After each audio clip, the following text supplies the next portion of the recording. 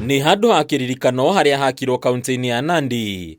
Ari kiririkano kia haria mwiri wa njamba ya wiyathi Koitalel Arap Samoei wonirwo urengetwo mutwe thutha wa kuragwo ni mukoroni. Riu family ya Koitalel iria yatigirwo inyamarikite niyuritie gukorwo ikirihwo hathara iria Koitalel atungirio ni muthungu. Ng'ombe ilienda, watu walikufa, waliua watu, wakaendelea hivyo hivyo. Tukateseka sisi ni watoto ambaye ni baba yetu tena walifunga katika kisiwa cha Lake Victoria. People were punished on Mfangana Island and all manner of cruel and degrading treatment. Many victims recalled the terrible atrocities visited on them by colonial power. Koitalel uria oragirwo mwaka-ini wa 1905 thutha wa kuhenererio agie na giikaro kia uiguano na mungeretha. Akerikana gukorwo atigire family yake yatunywo indo ciothe. Riu family ino ikiuga ni ihinda ithenya riake ria kuhuranira wiyathi rikuranwo. We therefore demand as follows: 1. A public apology from the British government to the community and affected families.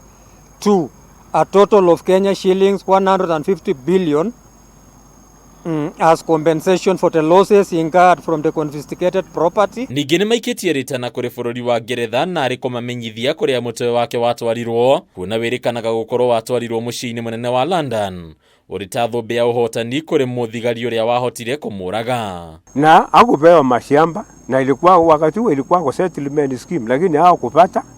Sasa hata sisi hatukupata elimu kwa sababu tuliseteka, tuliteswa mpaka wa leo bado tunateseka. Poor pay and lack of compensation to former soldiers suffering in the hands of the brutal employers, limitation of their traditional homelands, redrawing of the boundaries which left much of the Nandi land in Kisumu and Kericho. Family no niyuritie gucungwo muhera ni Ngeretha iguru rigie menyamariko iria matabanirie kuri arwiriri ya wiyathi. Hadu Nyakame TV retwara kwa ni Bataru wa Mwangi.